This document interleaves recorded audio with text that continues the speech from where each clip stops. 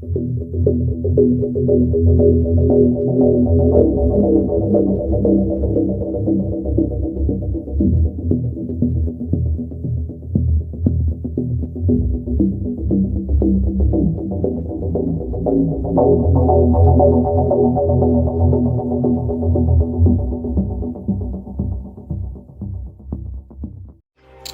know what it is. It's the usual suspect 650-50 draw.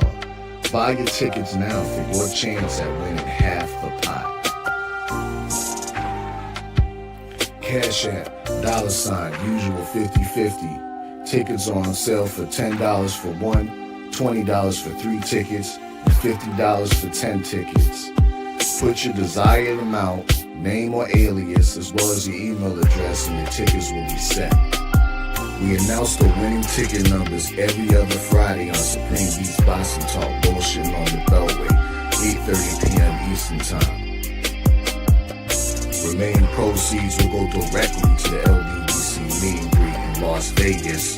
Shout out to the LBBC, and remember, it's a usual suspect day.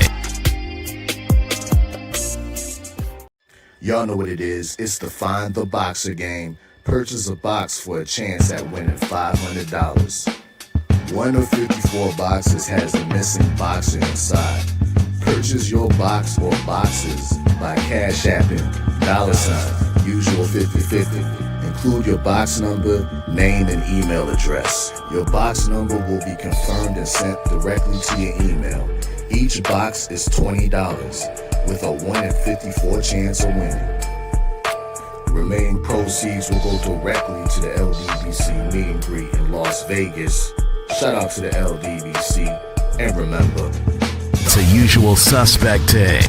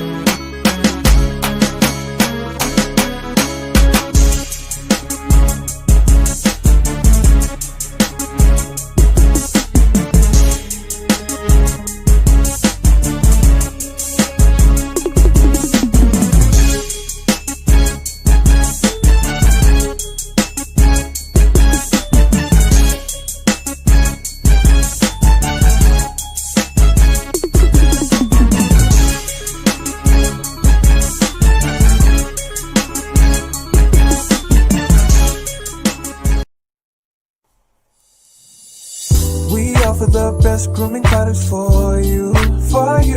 Yes, all natural and handcrafted too. We wanna help be your swagger, your style, class, and luxury. We make our products tailor-made for you with high quality.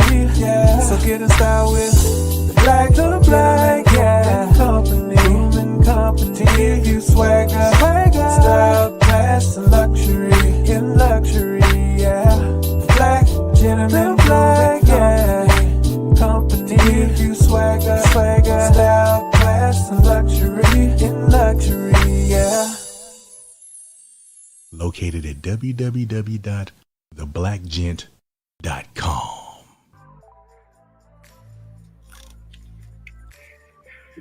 Yo.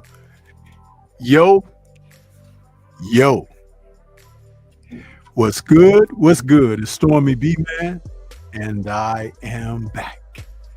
Welcoming you to Nerds on Culture with Stormybman for this Monday, May 19th, 2025.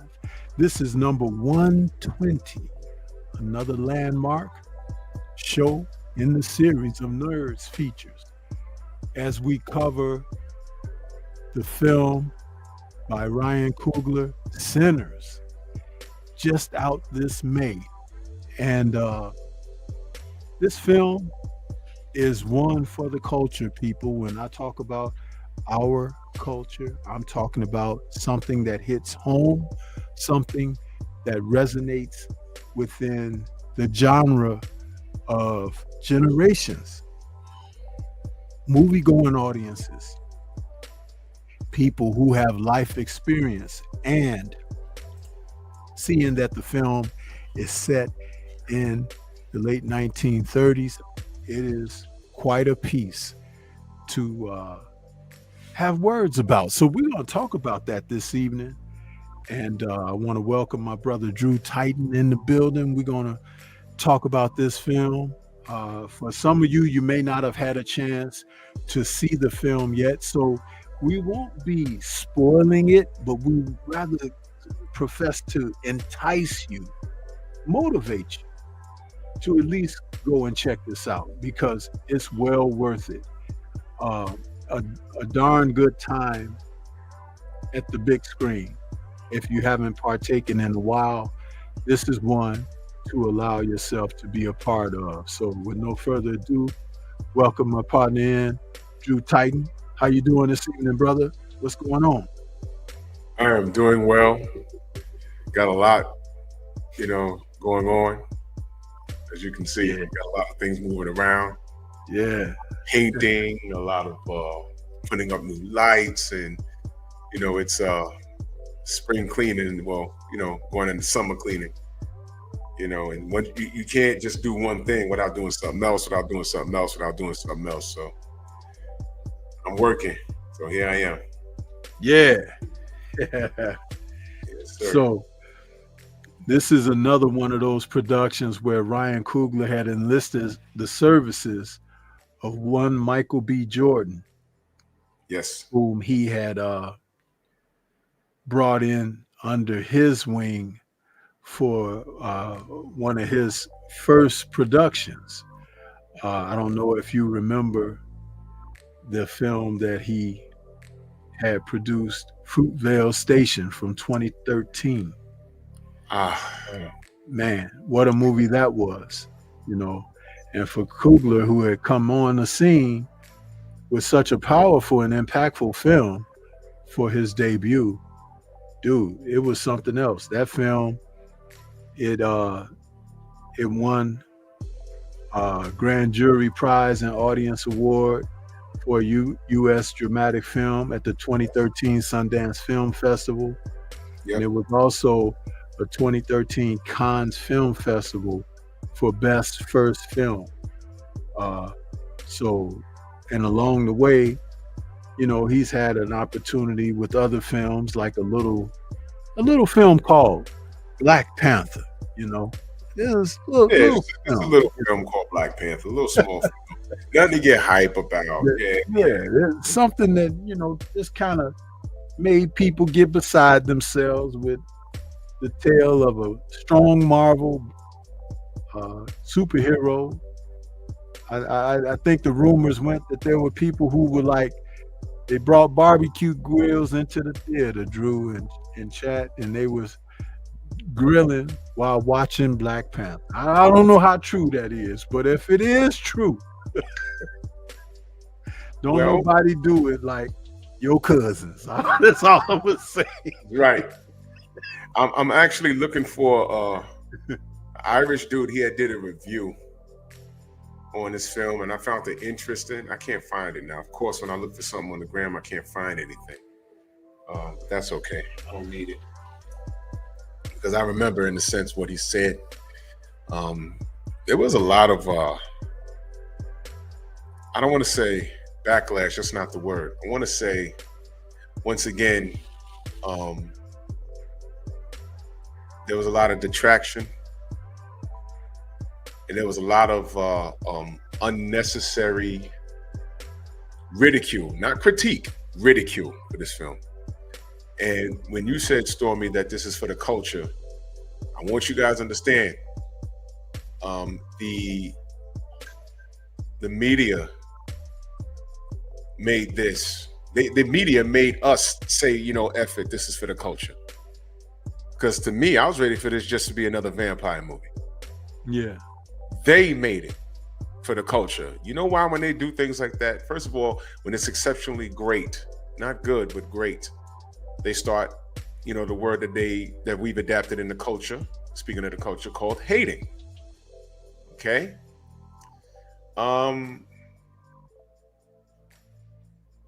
Yeah, Young DZ, I'm gonna get to that. Matter of fact, I'll get to that right now. And before you go into that, to address what Young DZ is saying, can we say, before we even kick this show off, about the actors and actresses, and because you know, actresses now like to be called actors, but actors and actresses, I'm old school, I'm going to refer to them in the categories that they're in.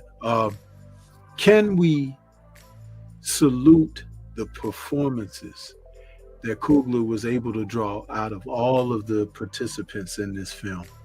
Yep.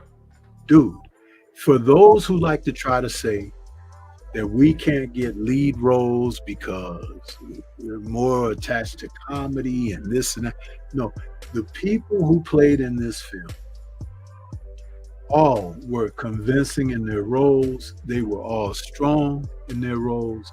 And you could see that Coogler's direction got the best performances out of each and every character that had a speaking role. And even for some of those that just kind of may not have had strong speaking roles, but they played up the backdrop, because that's important too. When you have, you know, what they call them, extras, but the director he actually directs the extras, and you could see them doing whatever their assignments were, and it made it seem more live and more real. Right. See, I look at those kind of things when I watch a film too, you know, especially if the subject the subject for this film was very strong. It just it draws you in. Yeah. It draws you in. But go ahead, brother, what you were about to say. Yeah, let me address what Young DZ said. I heard that. I heard the Latinos were angry because they weren't represented in the film. That film basically took place in Mississippi, to my knowledge, because that's where my mama's side of the family's from. Don't recall many Latinos being over there. Which Latinos were annoyed with it? Mexicans? Puerto Ricans? There were no Panamanians, Venezuelans over there. Not in that time, not around there. No. Mexicans, no. They were somewhere else. Texas, you know, over there. They were nowhere in Mississippi. But look, people, they choose to get enraged about the silliest things.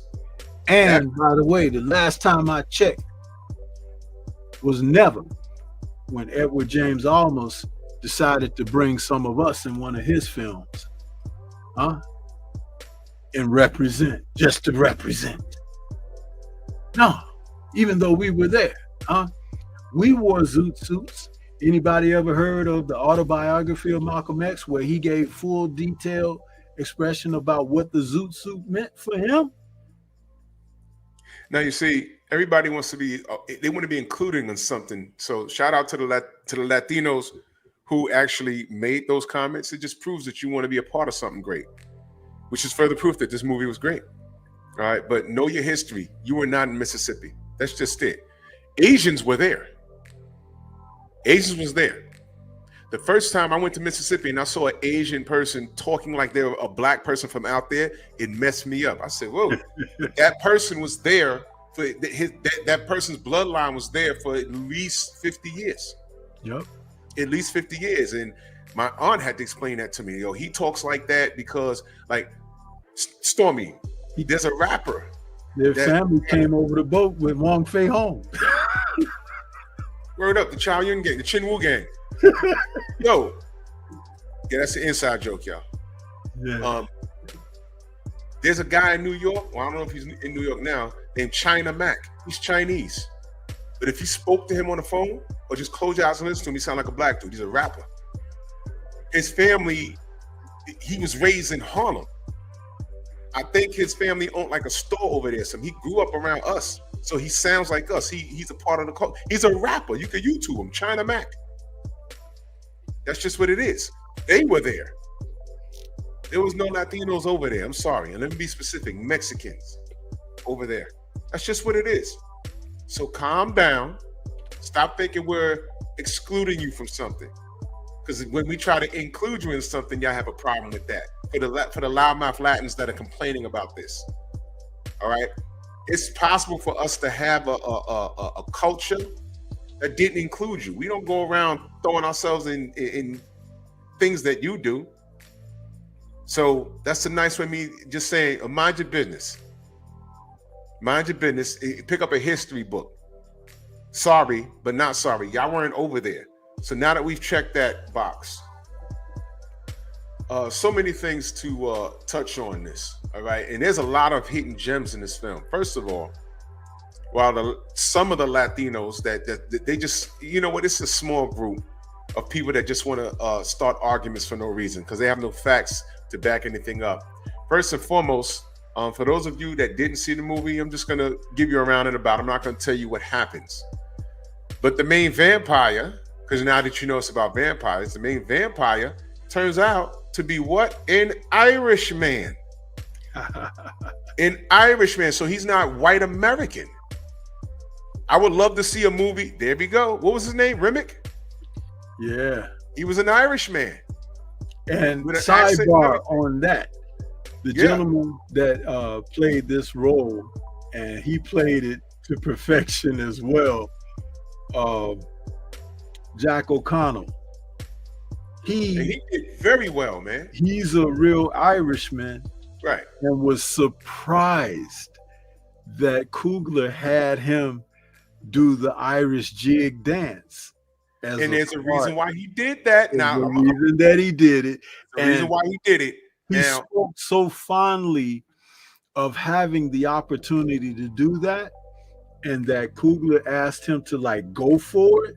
And he said it. He had been, you know, many times out at a pub or something where he and his, you know, brethren had threw back a few, and they did it, you know, and to have him request that he do it in this film and be caught on it. And you know, when they shoot movies, they shoot a lot of footage, but only so much will be you know, edited into the film, and sometimes a lot of get edited out. But I could imagine he was cutting a rug when they were filming that scene, brother. Ryan Coogler is not no fool. And I need you people to understand. What do you mean, you people? I need you people to understand. I picked up on every undertone in this. First and foremost, it wasn't a white American. It was an Irishman. Yes. If you know anything about the history of this country, the Irish was looked down upon. The Italians were looked down upon. The only reason why they got accepted was because white American numbers started dwindling. And they went to the Irish and the Italians and said, you know what you got going for yourself? The color of your skin. At least you ain't no nigga. And then that's when they got assimilated. But this man was an off-the-boat Irish man, and he was a vampire. Now, that's the first thing I picked up on, all right? The first time you see him, he's getting chased by who? The Choctaw, the Native Americans, whom knew what he was, and they were hunting him. That's why I would love to see a Remick backstory. I would love it. I think it would do well, Stormy, a backstory with. I think they were gonna peel his cap, bro. Literally take his head off. And he was almost done. If he didn't run into the Klansmen, he was done. And here's what I picked up on. Now, I need you guys to pay attention. When you first see Remick, he's all beat up. The Choctaw was about to kill him. He runs into a house, and you don't hear his Irish accent, but he's a white man looking for refuge. And he said, the Choctaws out here, they're trying to scalp him or whatever. And those white people say, they don't come this far up. And he says, no, they're looking for me. I need refuge, pretty much. So his white face, his white face made them grant him refuge in the house. When the Choctaw shows up to that house, they said, are you harboring a man? They pulled out their guns, pointed it at him. Get off our property. They said, look, if you're harboring that guy, it's going to be a problem. They didn't disclose what he was. Then his man that was in the truck said, the sun's going down. We got to go. He said, all right. So he warned them, if you see that man, don't let him in. And now, let's speak on that for a moment too, about letting them in. Okay, let's go there, because you know where I'm going with this. Yeah, the whole thing about inviting someone in. Hospitality used to be culturally a #1 ethic. Hospitality, greeting people, welcome them in. You used to take your hat off when you greet someone. You kind of do a little dip or a bow. Women used to cross one leg behind the other one and do a dip and kind of pull their skirt up a little bit and bow. Greeting. Men would grab a woman's hand and kiss their back of their hand. See, these are things that have been lost. And it wasn't really that long ago. And the whole thing about hospitality, to be welcoming and inviting, to have someone come inside your home, that was always looked at with a great deal of respectability. And if someone wouldn't let you inside their home or whatever, that was detrimental to who you could possibly be or what you're about. So that element sprinkled into this film, and why you shouldn't just let someone in. Man, Coogler did a wonderful job with that, bro. Now, he did a wonderful job with that. Let me tell you what I got from that immediately. Now, I just set the plate for y'all, right?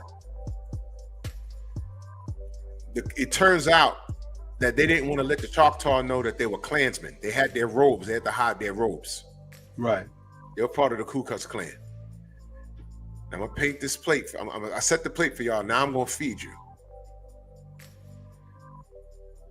What did the Klansmen do? They invited in the Irish foreigner. They didn't know, because he was what? A devil in disguise. Mm-hmm. They thought they were helping a fellow white man. And they let him in, right? You don't let vampires into your house. They can't come in unless you invite them. And there was another film made called Let the Right One In. That was a vampire film. Did you ever see that one, Drew? I didn't see it. I know about that film though. It came out in the 80s, right? No. Let me check the date on it, because it's very important about that particular film. Let the Right One In. That film. Now, there's a remake of it.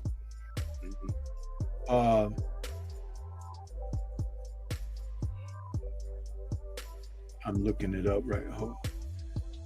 It's a 2008 film. Let the Right One In.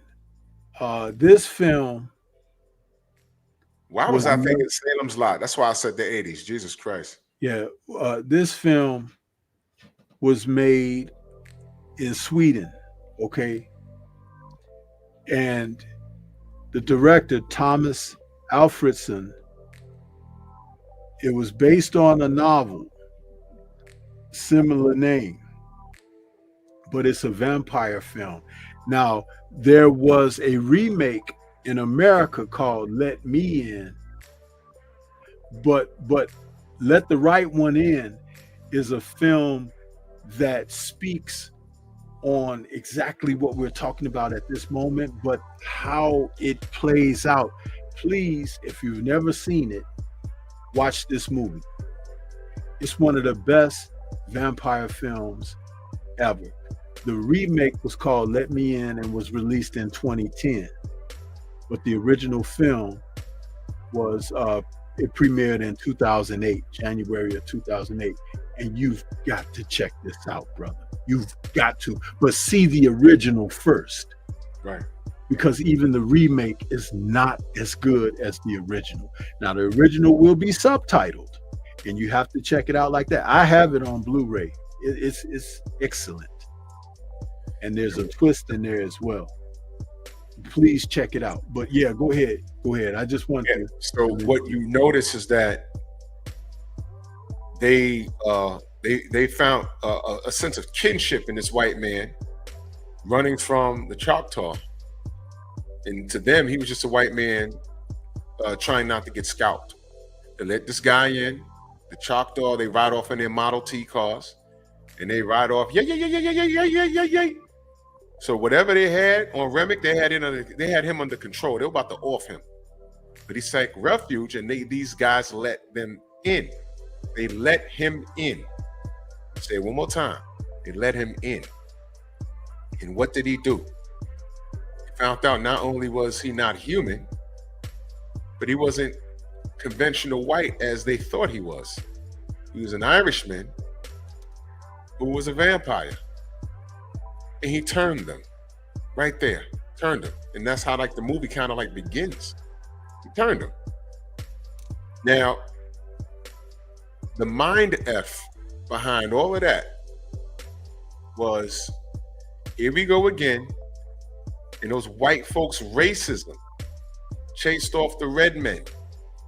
And they let in what they thought was a white man who was diseased and poisoned. And their humble abode turned into a hell cave. They literally, those white folks, their racism killed themselves.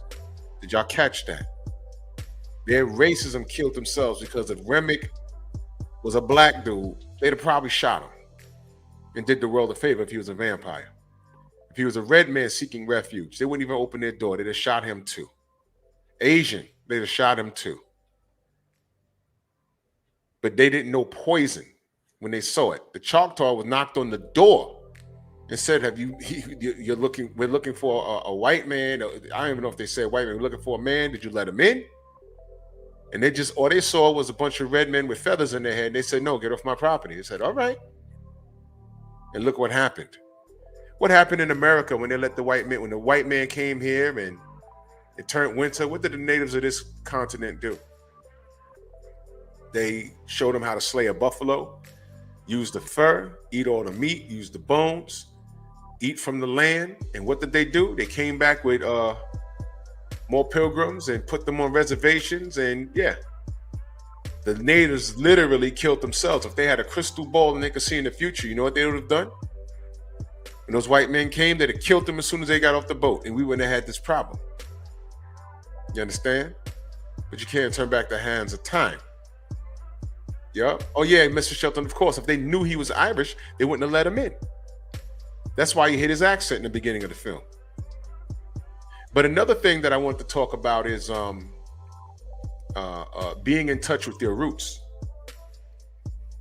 This is why this movie's for the culture. This is why this movie's for the culture. And Mr. Shelton's in Mississippi right now. My mama's roots is in Mississippi. There's nothing but blues music comes from that area. I don't know the exact roots of it, but anywhere below the Mason-Dixon line, the Midwest and the South, in this young man right here. Well, first of all, was that really him singing? Because I don't know. Yeah, I think it was. Yeah. He's damn good. He is damn good, man. He is damn good. And when in the film, when he just went bonkers on his guitar, and you start seeing, I bet he was just seeing spirits of people from different parts of the world indulging in their kind of music, and it was pretty much black culture. Mississippi, you know, you saw African dancing. You saw all kinds of, all the way up to hip hop. He was in a zone, and that's what attracted Remick to that bar that they were opening up. And when he attracted to it, he said, "I love the music." And when Remick and the two Klansmen that he turned, they started playing the music, and they was like, you know what? There's something weird with them. Don't let them in, because it was a black juke joint. They weren't allowing the white people in there. He was like, all right, let's not forget that he was the son of a preacher man, too. He was the son of a preacher man, which is very, very key, Stormy. Thank you. The son of a preacher man. Do y'all know the emphasis of what that means? Son of a preacher man. Some of the greatest people in history that have accomplished a lot have roots in the church.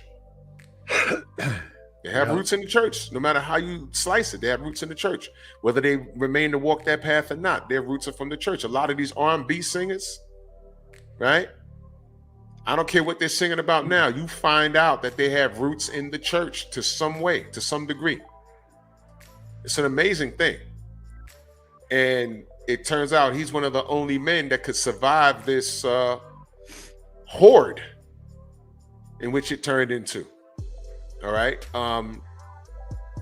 What happens with this gentleman is he has some cousins, the twins. His cousins. They come back. There were some big gangsters, and they left that part of Mississippi, went up to Chicago, doing their gang activity. But they left Chicago because, if you remember, he mentioned Al Capone. You know, was pretty much doing his thing up there. And they just left. I'm not going to get too deep into it. You got to watch the film. And they come back to this part, and they were well known. The twins were well known. And it was just unfortunate that when they come back home, they have to deal with this nonsense. And I believe one of the twins was in the armed forces to a degree. And he shows it at the end of the film. I'm not going to ruin it for you. You know what I mean? Y'all have to see this movie. So to further go into the clever writing and directing of Ryan Coogler, what happened in the Klansman's home was reverse of what the Native Americans did on the continent of the Americas, letting the white man in. This time the Klan let the white man in, and the white man wasn't what they thought he was. So they basically off themselves. That's one thing. All right. Another thing I want to touch on. We were just talking about the Asians, right? There was an Asian store owner there, right? I'm gonna get to her in a second. Stormy, what did you think about the scene where everything started falling into place and they figured out what they were dealing with? What did you think about the scene where the Asian woman pretty much granted the vampires permission to come in because she lost all her senses?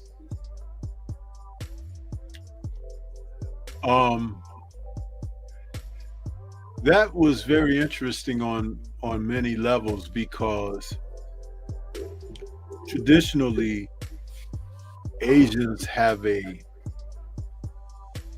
they have an understanding about hospitality and things of that nature too. But I think there became a detachment for these Asians because they were in Mississippi.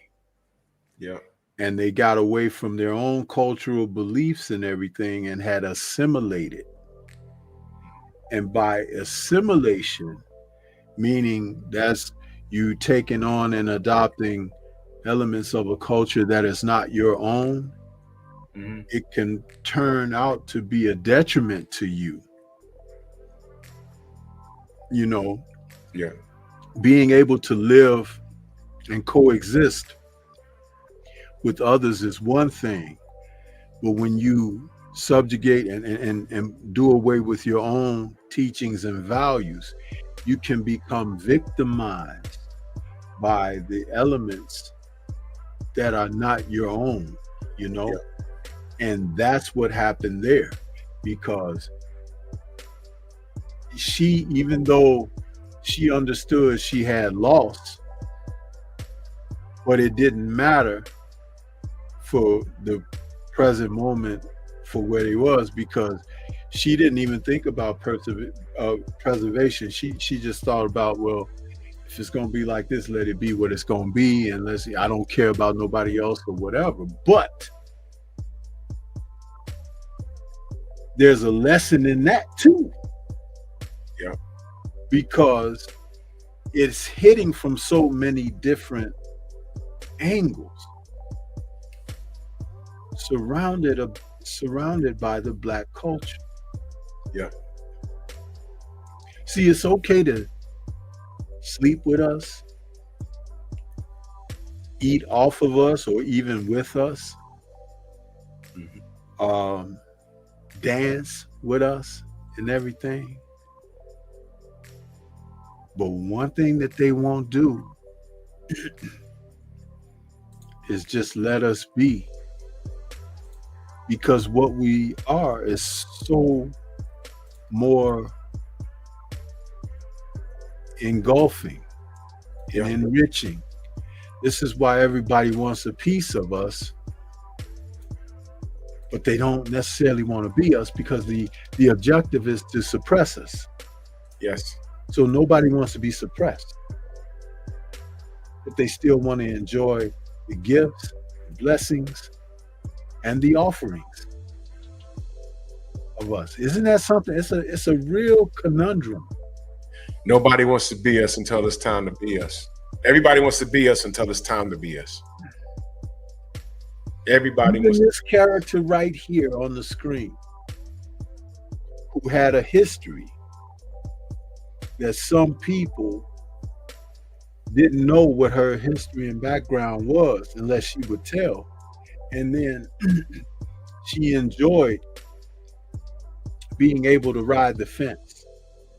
Yep. But she was also told, if you let out anything about what your situation truly is, that'll be the end of you. Yep. Because the country and society was in a different place at that time like that. True story. Now, let me point something out. You know, and I jumped ahead before I get to the Asian couple. Remick started to systematically take people out and turn them. Yeah, I gotta go watch the movie. Yeah, I'm pretty much giving you the premise. I'm not gonna say how he did it. It just started happening. It's a basic vampire film. You understand what's going on, right? So he systematically started taking people out and turning them. He wasn't killing them, he was turning them.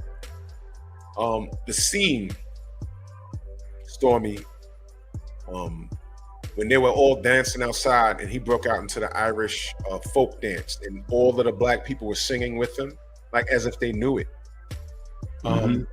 What it was this particular vampire, Remick, when he turns you, he has access to all of your thoughts and you have access to his.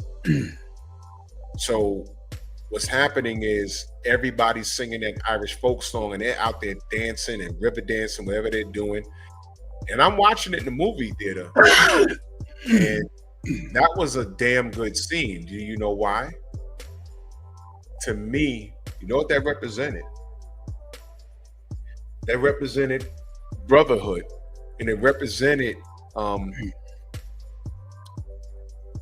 what it was supposed to be before Irish folk got assimilated by the descendants of pilgrims over here that stole this land.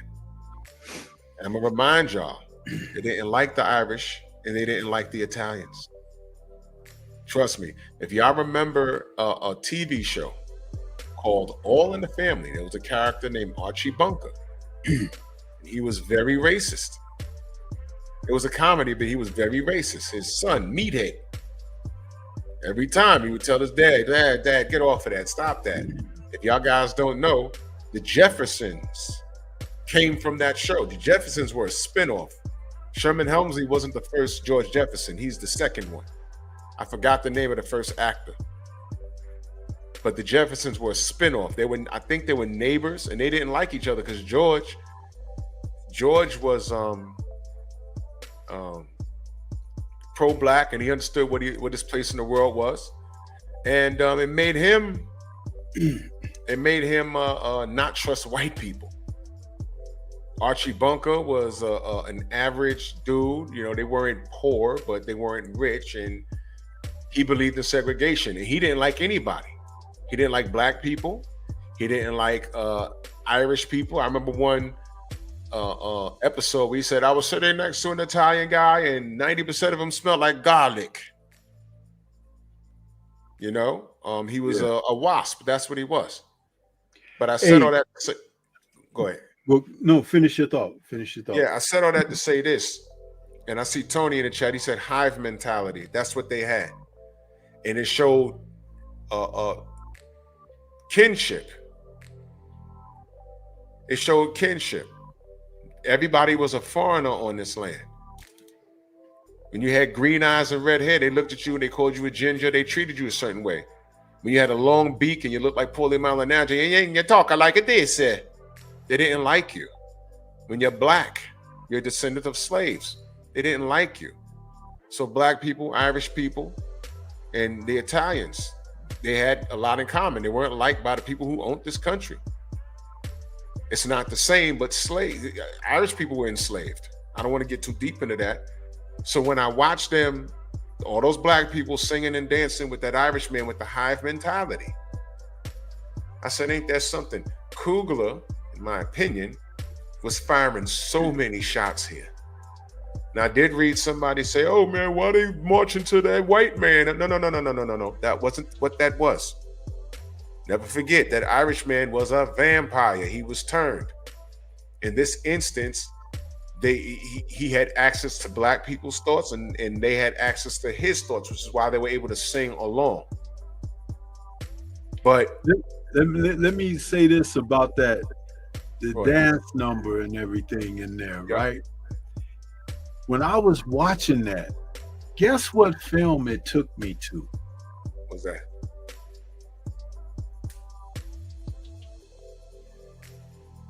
It took me to the Matrix film.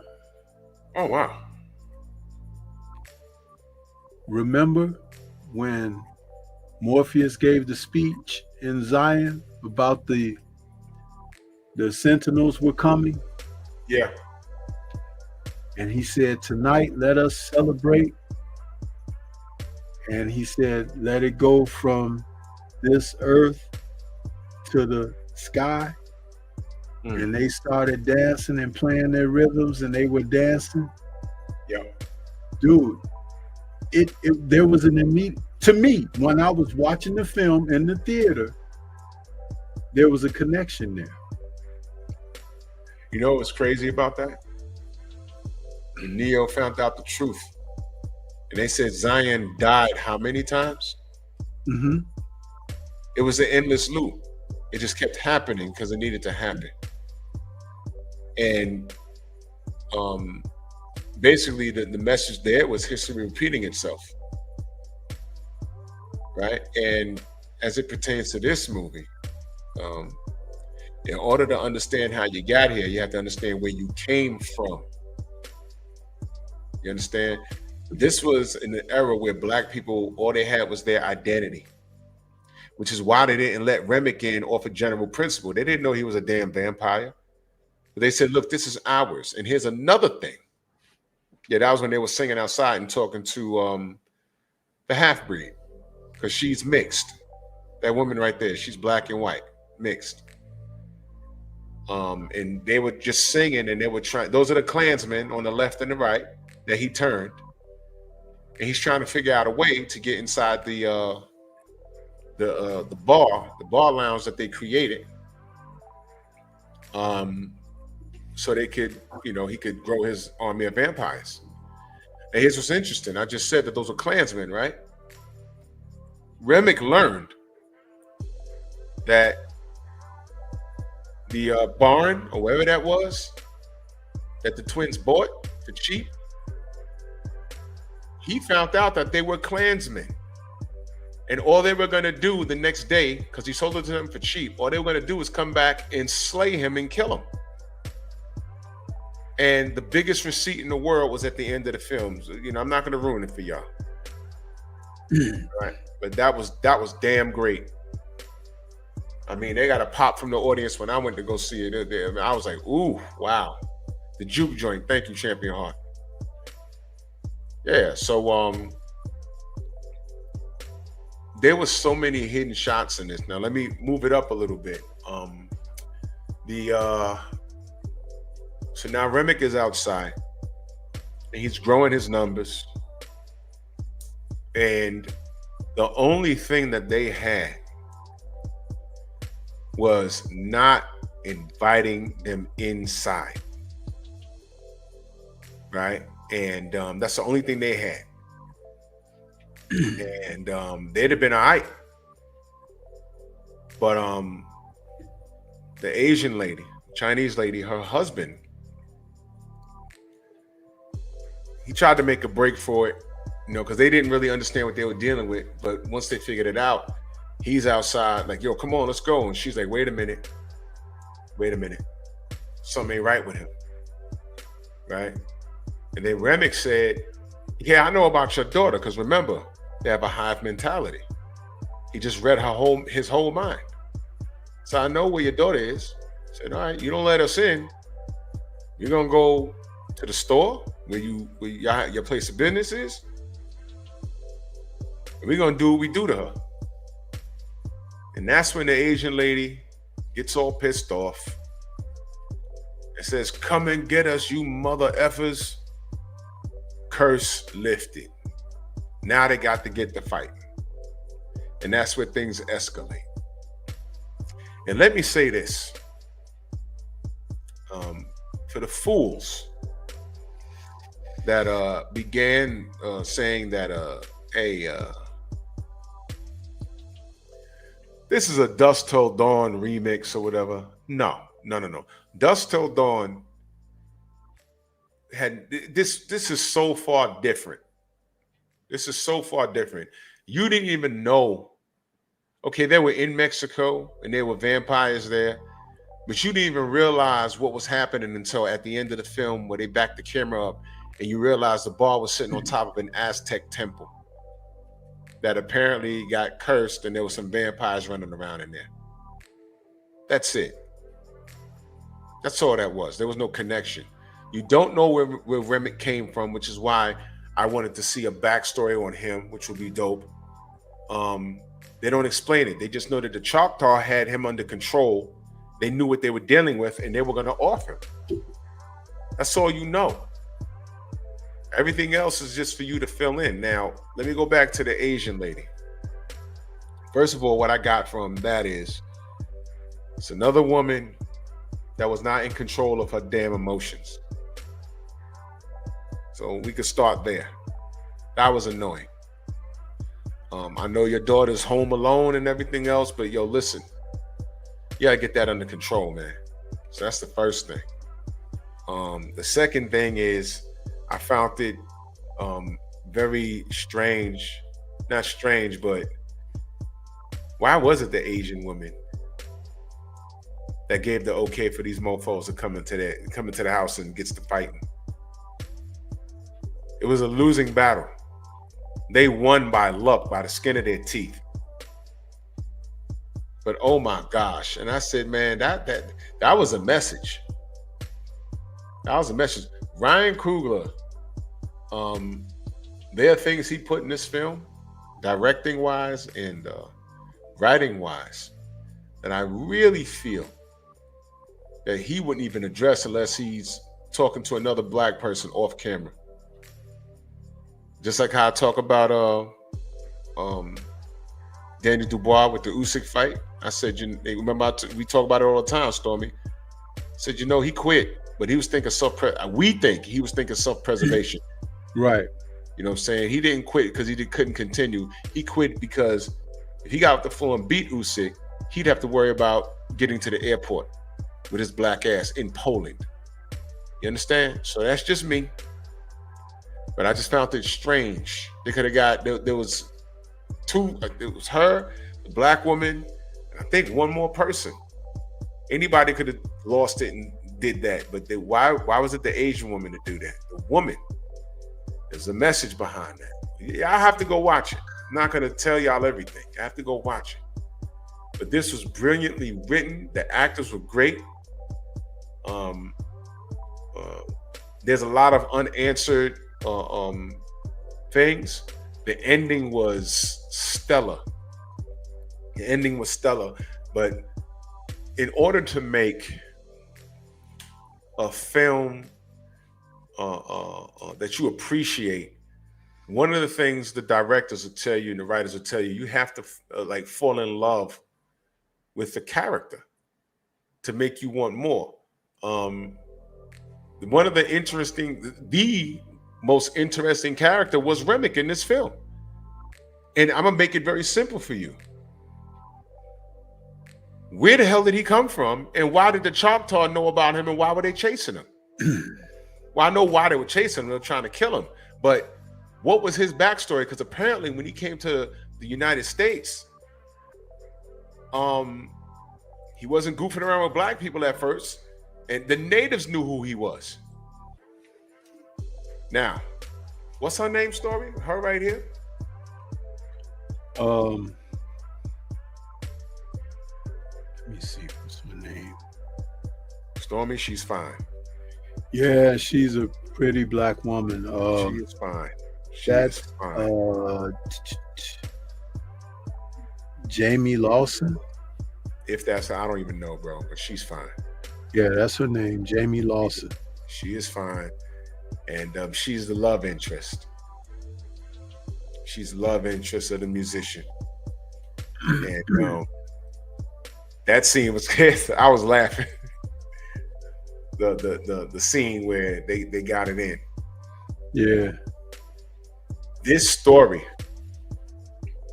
is a lot deeper than Michael B. Jordan's characters, because he plays twins. It's a lot deeper than his character. You understand what I'm saying, Stormy? It wasn't only about him. He wasn't the, like I said, this was not Dusk Till Dawn. No. It wasn't that, oh, I'm the guy that's going to save your ass and he's off in vampires or whatever. Nah, it was not that. There was story and substance behind this. And the roots of the South was all over this film, and I appreciate it. That's why I got to shout Ryan Coogler out. You know what I'm saying? Oh, you know what, Jamel? You're right. Remick was attracted to music. So he probably got attracted to a native, music, and probably went over there and started tearing their ass up too. And I would love to see a backstory, man. Even if you make it a 5-part miniseries on Netflix or something. You understand? But this was well written and this was well directed. And this love interest right here, the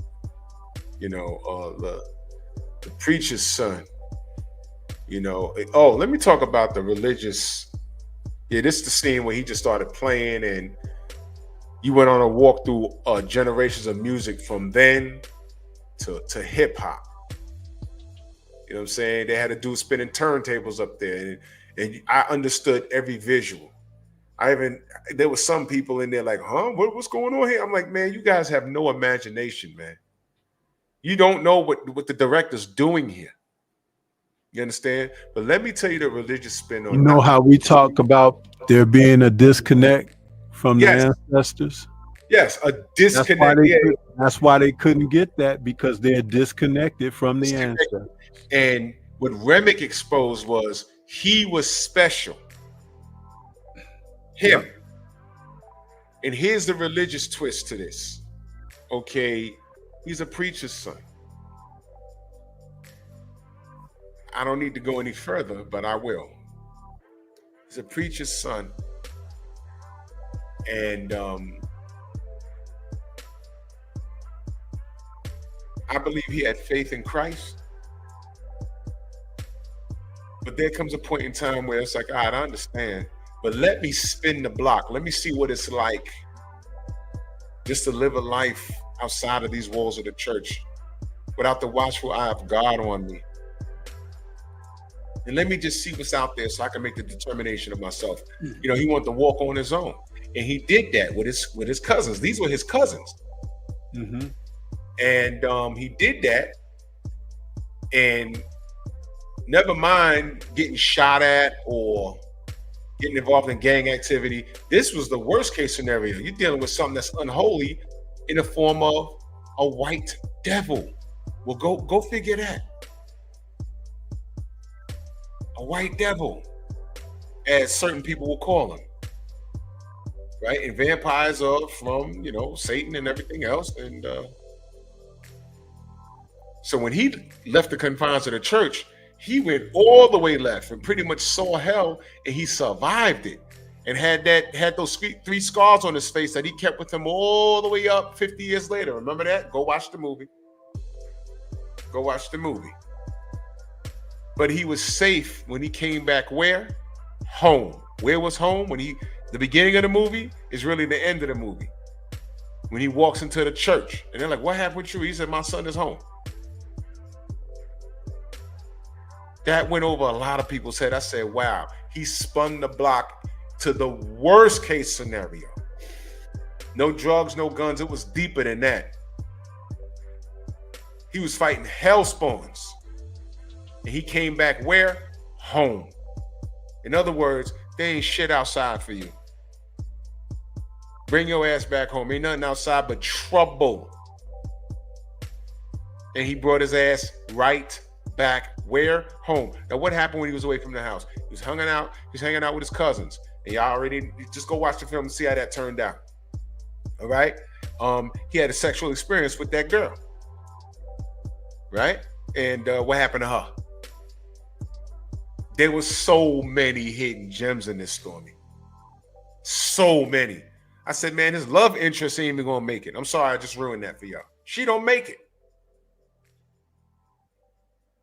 Goofing around with people that you're not what? Not even supposed to be letting where? In your house. Did you get that, Stormy? Yep. You see that?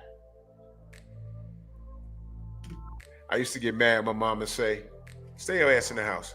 Huh?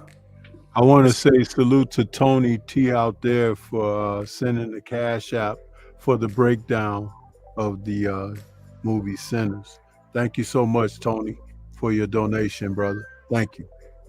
And oh yeah, the name of the movie is called Sinners. Of all things, they could have called this so many different things. It was called Sinners. You see what I mean? There was so many messages in this film, and it made me appreciate it that much more. You see, from Dusk Till Dawn, that was just a high impact, profane, survival horror film. And I love that film. And this twins, was not that. The twins had a history. You had one from the military, and they both had went and they worked and did some time in Chicago with Capone. And you know what Capone was involved in, right? Yep. Corruption. And how did he go out, Stormy? Do y'all know how Al Capone went out?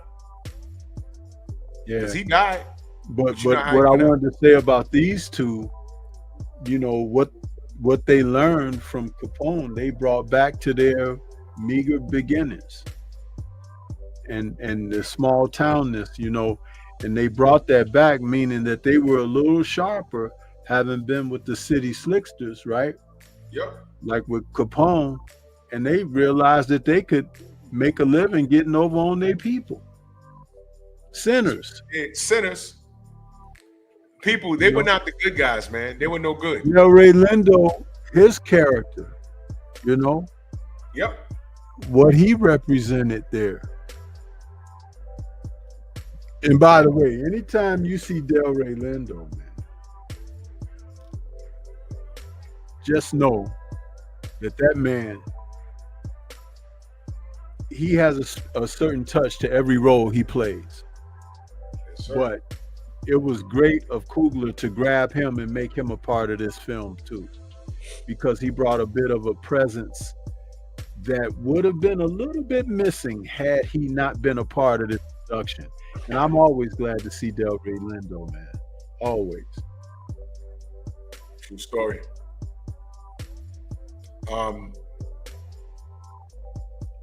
So yeah, by the way, that's right, Champion Heart. Al Capone died from syphilis in prison, which was easily curable, but the man was scared of needles. Did y'all know that? So he never got an injection of penicillin. He actually died from something that was completely curable. That tough guy was scared of needles. You know, like Manny Pacquiao. I don't want to take a blood test to fight Floyd, but I'm scared of needles, but you got tattoos. These guys is liars. You understand? So I like this scene right here. This was the scene at the train station. And this guy played the blues, man, and this was damn good, man. This was damn good. Basically, they were saying music, your love for music, your passion for music, and your faith in Christ got the preacher boy through this. Yeah. Got him through it. And that old saying about somebody's always praying over you. Yep. Because even when he came back to the church and his dad saw him come in, he was still talking to him, but with love and not judgment, but love and, like, I don't want to say warning, but just giving him mentoring that, like, what the world has for you out there, son, you got to be careful. You have to let some things go. But his son didn't want to let that go. Right. And that's okay, but because you could respect that, because the son was trying to make a man's decision. But his father still loved him all the same.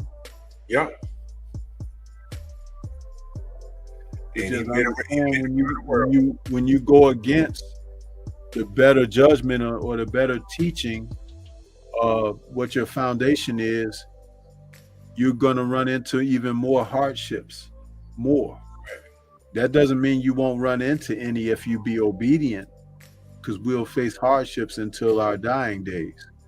But what it does mean is that sometimes that you're not taught or prepared or even schooled about can come upon you. And sometimes it could take you away from here, or it could take you down, or it could take you to a really, really bad and dark place, and you have to face the consequences. That's right. There was so much here, man. So much here. And this is why we tell you to see the film. Because you read some reviews. Let me give you some background of what these reviews do to things that are Black. Let's give you a couple of examples. Back in the day, some of y'all are that old. Some of y'all might not have been around. When I was in high school, there was a movie that came out with Eddie Murphy called Boomerang, an all-star cast. Everything was great about that film, from its cast to the writing, to the directing, to the soundtrack. The Boomerang soundtrack is ridiculous. It's ridiculous. It's a ridiculous song. Woo, it was great. I went to see that movie 3 times and I only paid for it twice. Once I went with my boys. The other time I went out on a date. The third time I was with my friends, but we had a friend that worked at the theater and we snuck in. But it was a great film. The reviews for that film were horrible. America hated that film. I remember Siskel and Ebert, they cut that film up. I was reading things like unrealistic. We don't get it. They didn't get the jokes. So they made that movie what? For the culture. Now it wasn't about you. Now it's us. It's an all-star black cast. It was funny. That was one of Eddie Murphy's best acting performances, and he was funny. Right? Now, let me tell you what happened. I think Boomerang came out in 94, 93 or 94. Came out in the 90s. Later on that year, Eddie Murphy released another film called Distinguished Gentleman. This movie, I think he was the lead black guy. Of course, it was about him. Damn, 92, sheesh. He came out with Distinguished Gentleman. Later on, I think the next year, it might have been the end of that year. I don't remember. It was just Eddie and an all-white cast.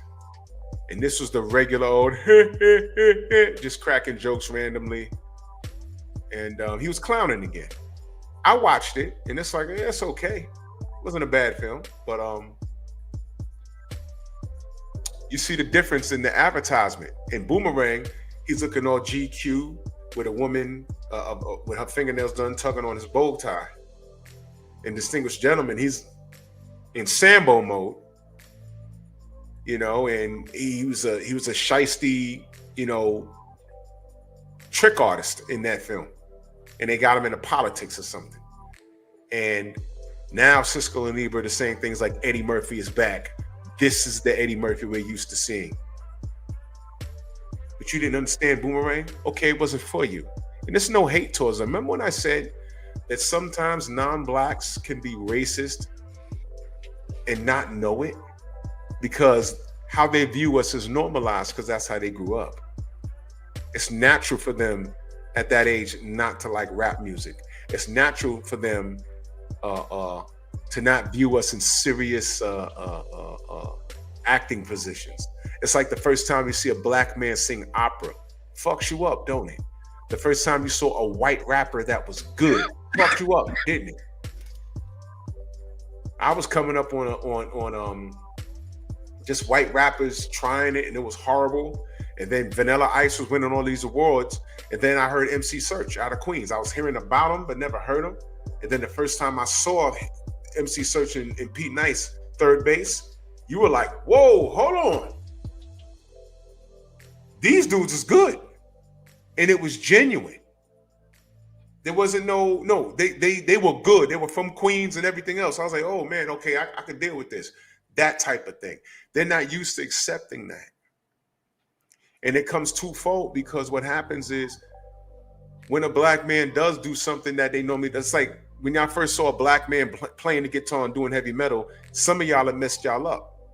But y'all don't know about Jimi Hendrix, who played the guitar upside down, left-handed, and couldn't read music. He was a savant. He just heard stuff and was able to play it. He couldn't read music at all. Okay? But it messes you up. And some people, what the problem that we have is we don't really accept it. We call people sellouts and, you know, things of that nature. It's not that. The thing is, majority of the shit that people take advantage of, we created it anyway.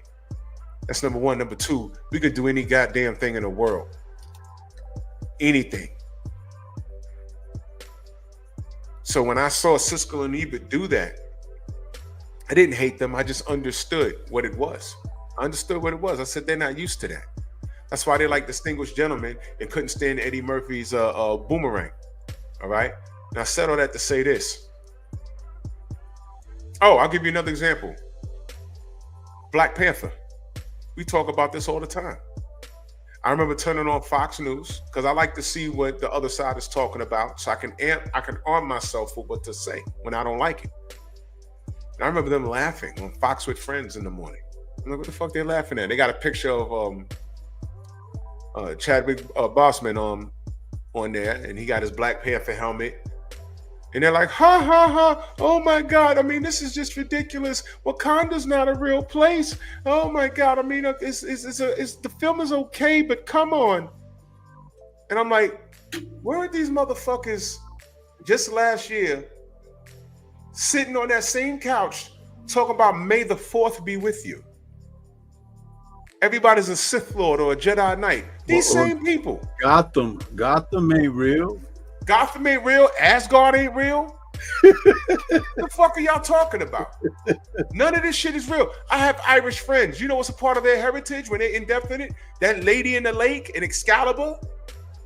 That's a part of their culture. Some of them believe that some of it. They say some of it comes from somewhere. Not it 100%, but some of them believe it. Y'all go to comic book conventions right here at the Jacob Javits in New York. The big one. Yo, people come there dressed all, yo, my daughter wants me to go to the next comic convention dressed like Luke Cage. She want me to shave my head bald and go as Luke Cage. Stormy, the old outfit from the comic books. I'm gonna do it. I'm gonna dress when I get there. I ain't walking in the street like that.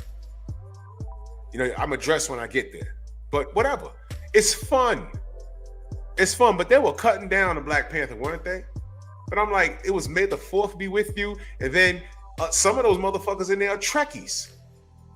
You ever been to a Star Trek convention? None of those cats are even mine. Some of those cats is older than me. They go back to, they're like William Shatner's age. These people be in their 60s, doctors and lawyers, but this is their guilty pleasure. I don't even call it a guilty pleasure. If it's what you like, it's what you like. Mm-hmm. But when we find something that we like, they have everything to say. They don't even know that they're being racist. They don't even look at it as being racist. They'll just say, no, come on, I just think it's silly. Hey, listen, man. What's that show that was on HBO all this time with the dragons and shit? What was that? What's that show? Game of Thrones. There's people walking around such Game of Thrones been on for what, a decade now? I haven't watched one damn episode, but I don't hate on people. They have Game of Thrones message boards and stuff like that. People walk around dressed like the characters. I didn't know what the hell that was, but if you like it, you like it. What about those parties that they throw? Medieval times. And they go, once you go beyond a certain point, you have to talk like how they talk in England. Good day, sir. Would you like some mead? That's how they have to talk. And if you like it, you like it. But nobody cuts that down. Black Panther, we clung to it. It was a great film. Ryan Coogler again. And what did they do? They cut it down. It didn't stop the flow, though. It didn't stop the flow. So I just wanted to point that out and give you, when they start talking about, oh man, this is a remix of Dusk Till Dawn. They don't have a clue. Dusk Till Dawn in this film, you don't even like, sometimes I like to play with the idea of merging universes just to see how it play out. These things have nothing to do with anything.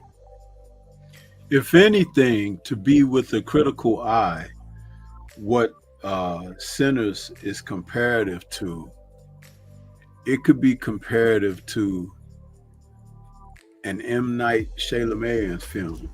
Yeah. You know, what he did with Untouchable, what he did, Unbreakable, excuse me. Unbreakable or The Glass Sixth Sense and those type of films. His films were noted to have a twist and to also have an engulfing story that draw you in.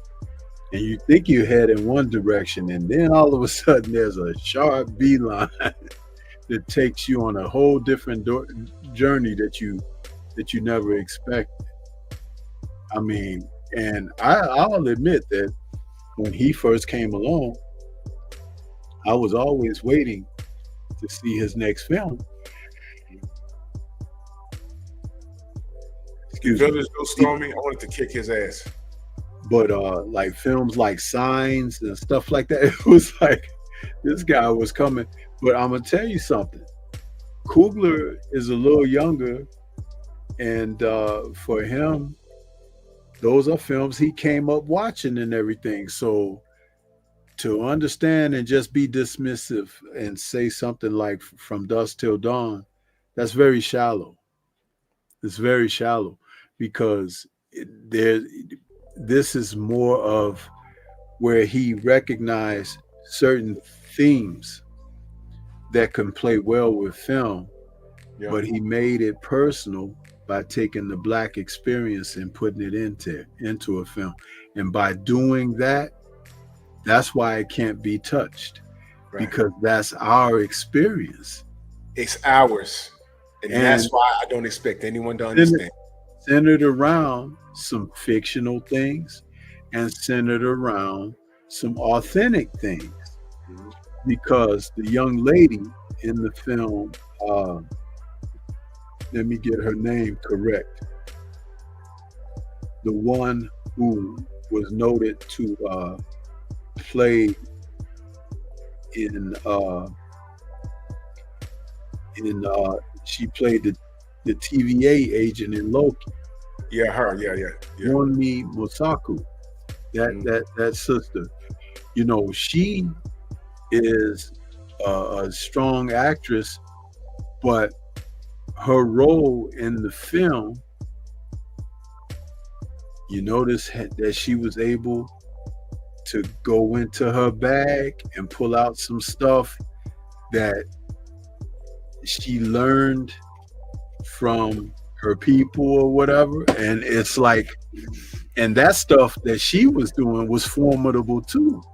Yeah. To, you know, and to the unlearned, it was like, whoa, is this a witch doctor? You know, or whatever. But again, that's true to our culture. That's right. It is. Some people can call it hoodoo. Some people could call it putting a root on something, and some people can call it witchcraft or what. Listen, it's our culture, and it has roots all the way to Africa. Bro. And Coogler was able to take, and he didn't hit you heavy with it. It was a little bit of subtleness. The man, it's like a great chef in the kitchen that knows the right spices to put together to make something just take marvelous. You know, just it's like, wow, it was perfect. You know, that's what he's done with this. That's why people should enjoy it, and enjoy it from the standpoint of allow yourself to be entertained. If you want to take something and hold it close to the vest, cool. You can do that because it's part of your culture. It's one thing. Don't buy into that thing to be dismissive of the entire process because you feel obligated to support something external, you know, meaning coming from somewhere else. Because I just gave a likeness to M. Night Shyamalan, right? But I didn't say he stole from that. Right. I said that it was probably a great experience for Ryan because he grew up watching that fare. I know I'm older than him. He's young enough to be a son to me, you know? So it's like for him to do what he's doing, he has partaken in the culture. Not just ours in particular, but he has that strongly, is evident, but also being observant and doing research and knowing about others. See, that's the smart thing, to be observant and study others. It's one thing to, I don't like to say that people fear what they don't understand. Not at this day and age, because there's too much information out there. If you're not interested, you're not interested. But I will say that people make a conscious choice to be ignorant. There's no way, if you're ignorant about our culture, like bits and pieces, and you're right, Ryan Coogler didn't beat you in the head and give you a detailed description of what hoodoo is. Matter of fact, the Choctaw wasn't in the goddamn film, but what? Not even 10 minutes. You know, I want to know what happened with them. But what I'm saying is,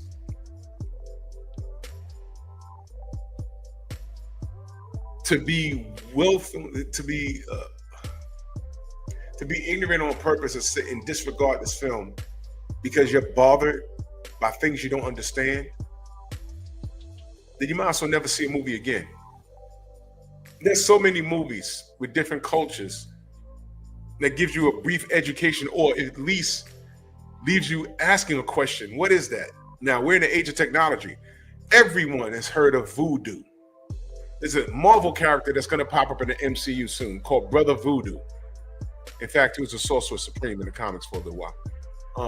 But how many people heard of Hoodoo? I heard of it. But there's a difference.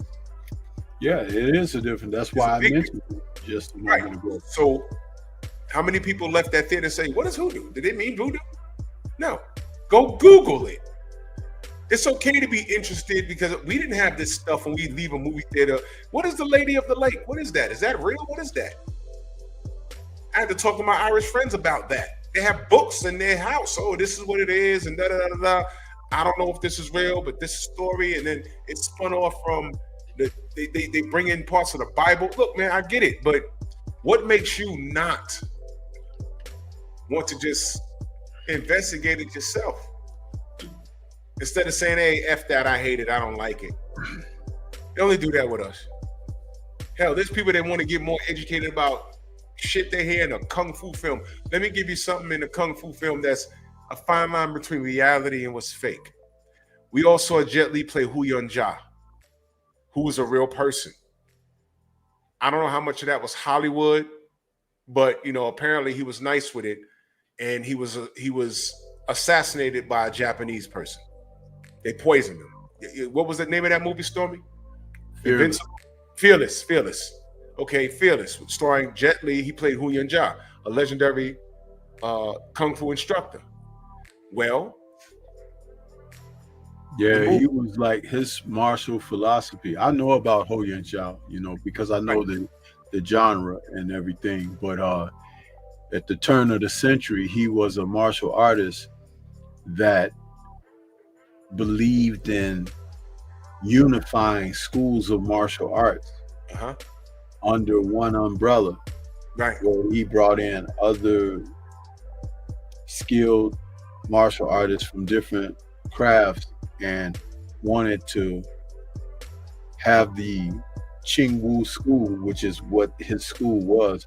He wanted to have them teach there, and you could come there and it would be like a martial arts academy where and he was one of the first people who had a mindset like that, because in the division of martial arts, you had schools that were, Hung Gar, Wing Chun, Hung style, all of these different trades of martial arts, and he wanted to unify them. Right. So that when you went to a Ching Wu academy, you could learn a little bit of everything and become, a much more enriched fighter as a result, and practitioner. And he was drawn into a tournament to show his wares against a Japanese specialist, and they poisoned him. Poisoned him and killed him. Poisoned him before the fight, and actually, he was poisoned during the fight, and he lost the fight because he was succumbing to the poison that was in his body, and he later died after the match. But before the Japanese fighter was declared victorious, Ho Yun Ja died, and it was just there was a lot of and at that time, that was also around the time of Japanese suppression of the Chinese people. So it's like the Chinese people wanted to rail against it, but they were powerless against the military might of Japan and everything. So it was kind of a tough thing to deal with. And that story of him has been told cinematically through history. But now let me say this. When I first heard of him, had it been like 1980, in Chinese Connection from Bruce Lee. Yeah, Bruce Lee's film was one of the first that depicted him. I didn't know Hu Yun-ja was a real person. Yeah. All right. Until my Chinese friend at school, when I was a kid, told me that. He said, "Oh, he's a real guy." I said, "Who? Bruce Lee's character?" They said, "No. Chen Jie wasn't real. Hu Yun-ja's real." Chen Jie in the movie Chinese Connection played one of Hu Yun-ja's top students who went away. Hu Yun-ja has a fight, gets poisoned, he dies. He comes back, and that's when he has on all white and jumps on the coffin. You know, because it's damn near like his father died. And he went through the story as he was going through. And then the Japanese opened up a school up the block from them and then started raiding their school. They were being oppressed, like you said, by the Japanese. Now, I brought that up to say this. There was no internet back in 1980. I was about 5 years old. I literally had to talk to people and read stuff, and I found out, oh man, Hu Yun-ja is real. What Bruce Lee did was he took a real element that really happened of a well-respected man and made a character who went on a rampage to find out who killed his master. Right? I would have never have known that, but at no point did I say, man, this is bullshit.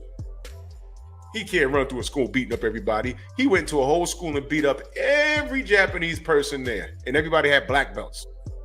How the hell? I need to know where that school is so I can freaking avoid it. Crazy. He went up there with just him and a pair of nunchucks, making people eat signs.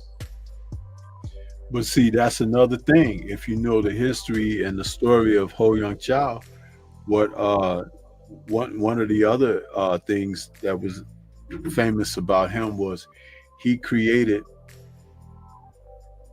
a specific kill blow, which was called the Wa Fist technique.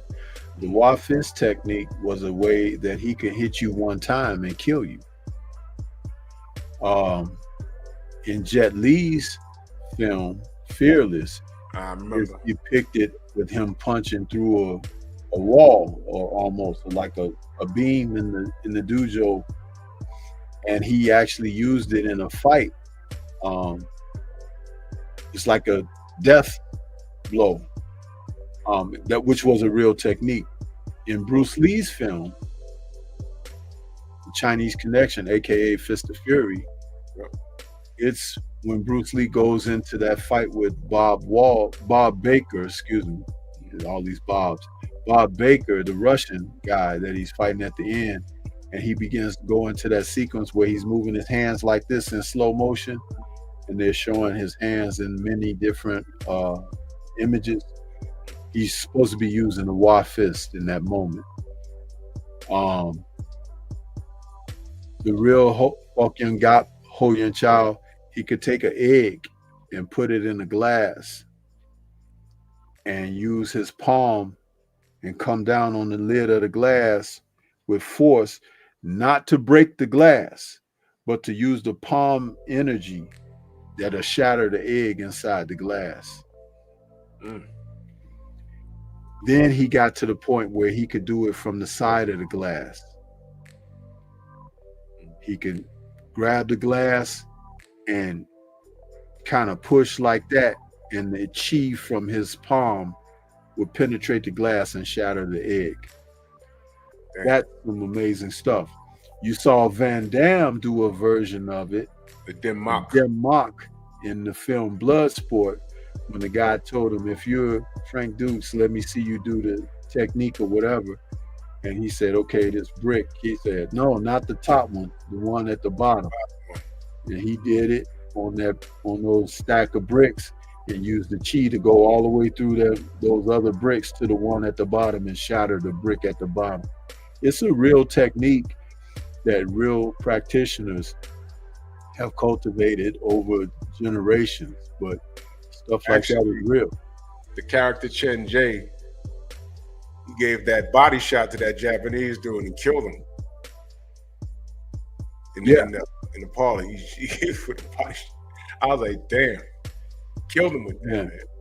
You know, he also killed the interpreter, the Japanese interpreter. Yep. You know, remember when he was in the alley and the rickshaw guy, and the guy, he was gonna let him off, Yep. Then the guy picked up a brick and tried to come up behind him, and he turned around and hit him with that death blow. Boom! Have And pity. that was it, Have pity for you and Ja. Yeah. Killed him with a body shot and strung him up. See, Bruce Lee in that movie was sending messages. You know, sometimes praying and turning the other cheek, it don't work. Because at the very end, when they raided that school the last time, he says, Chen, he was right. He was right. Yeah.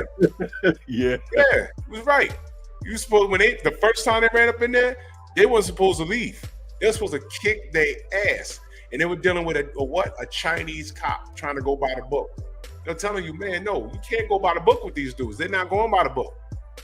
Do you know that as quiet as it's kept, that Lo Lei's 5 Fingers of Death is based on Ho Yun Chow too, but they don't use Ho Yun Chow's name in the film, but they do use the Xing Wu School's name. That school where his teacher sends him to go, where he can learn the Iron Fist, that's the Xing Wu School. That's what they refer to it in the film, 5 Fingers of Death. The Xing Wu School. That's where he went and learned that technique. And you know, they play the Ironside music when his hands turn red. Yeah. Yeah. That's a little bit of trivia for you there that many people don't know that. But again, that Lo Lei's 5 Fingers of Death is another one of the stories about the Ho Yun Chow School. Because remember, when his teacher told him, he's like,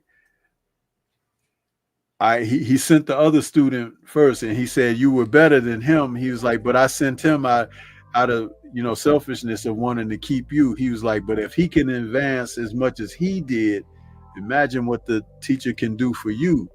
Shu Shu Peng, that's the teacher's name. So he sent Lo Lei's character to the Sheng Wu School, and you know, the rest is history in there. But yeah, man. See what I mean? Is like you watch those films and you understand, you allow yourself to absorb what's happening and the culture and everything. You just learn how to connect, you know, these things. Yeah. By the way, 5 Fingers of Death is one of my favorites of all time. It's one of the first ones that I saw when I went to drive-in with my dad. I was always enamored about the Shaw Brothers films, how those guys could leap 30 feet in the air. Oh man, that was always a thing. Sound effects when they hit each other. You know, man. Loved it, man. Loved it. But, they should make a kung fu movie today, but with the sound effects from sound the effects from back then. We We got close. Quentin Tarantino, he's a fan. You know, he's a fan, but hey. But listen, if you guys haven't seen Sinners by now, go watch it.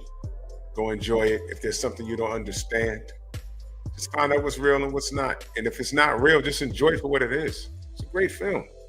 Yeah. Especially the very ending.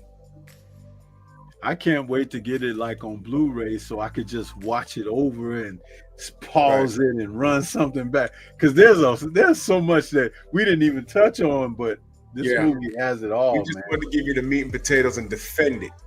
We wanted to defend it. And that's why I think it was Young DZ that asked us to do this show this week. And that's what we did. Instead, we had to defend this, man, because there is no defense for cutting down this film.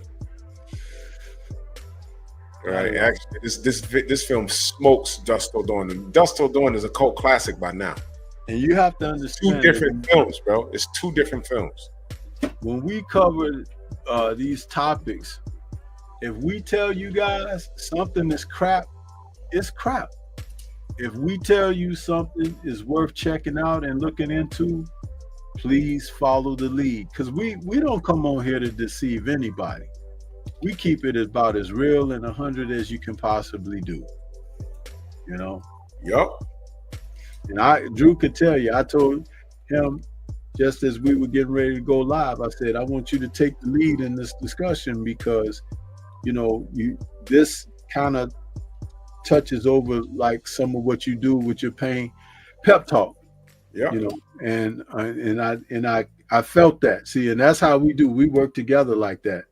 We defer to one another and everything. And that's how you guys know that what we do is very genuine here.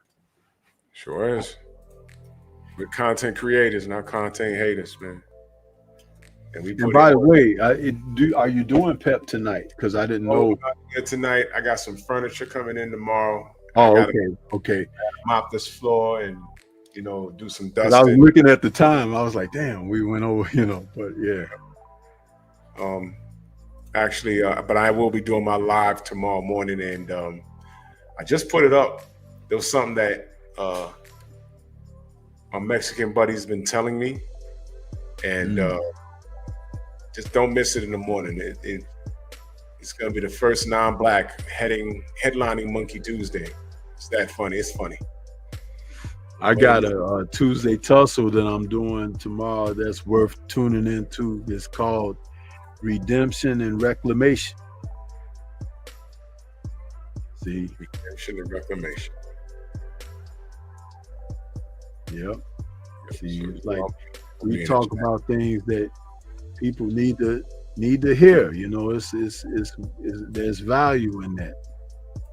That's why I was compelled to, I showed up on BF like I told you this afternoon, because sometimes you just have to be able to be there to be a stake in the ground, to let people know that there's boundaries, and what you're willing to defend.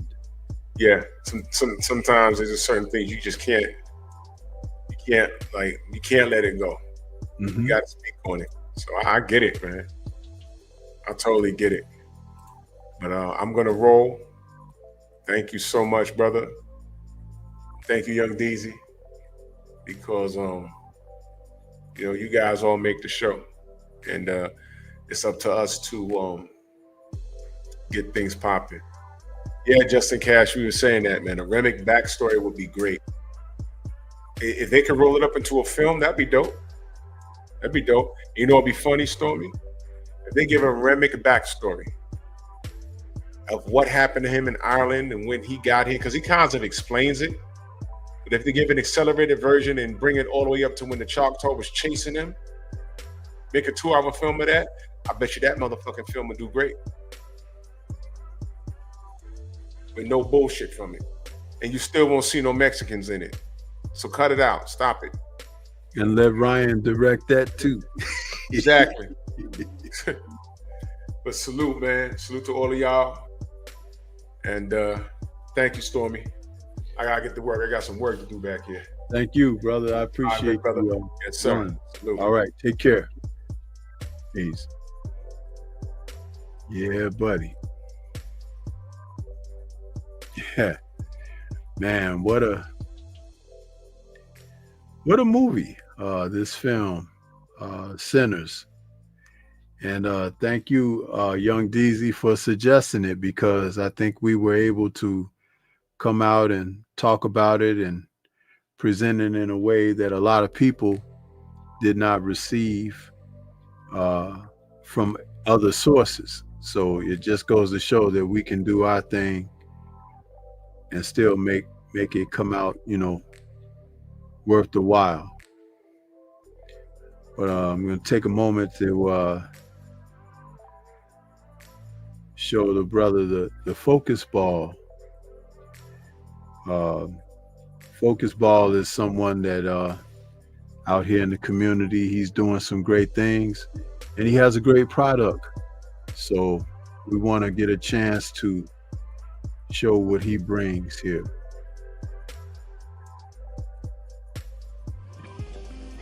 Get ready to take your striking game to the next level with the Focus Ball. Dramatically improved footwork, timing, head movement, hand-eye coordination, reflex, and overall fight IQ. It's lightweight and extremely portable, so you can train every time, everywhere.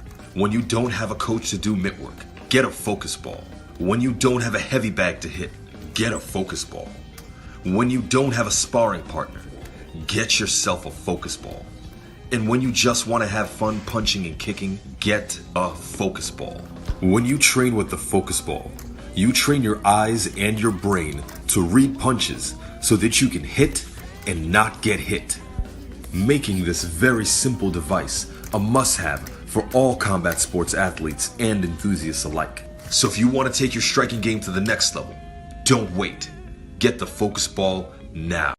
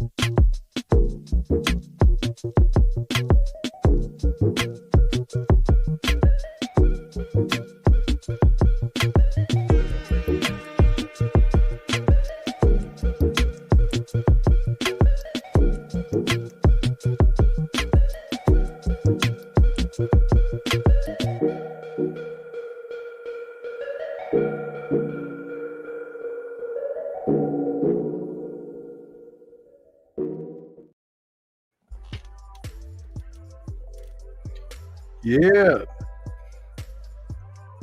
So we've come to the end of another Nerd Show.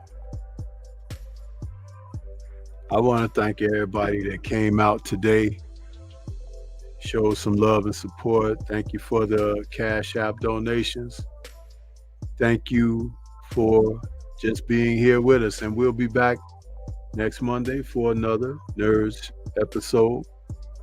I want to say shout out to the mighty LDBC. And you guys who haven't checked out Sinners, please get yourselves together and go check it out, man. It's worth whatever the cost of a movie is in your town, in your space, wherever you are. Check this film out, man. We'll catch you guys next week. Peace to everybody. Enjoy the rest of your week. Peace.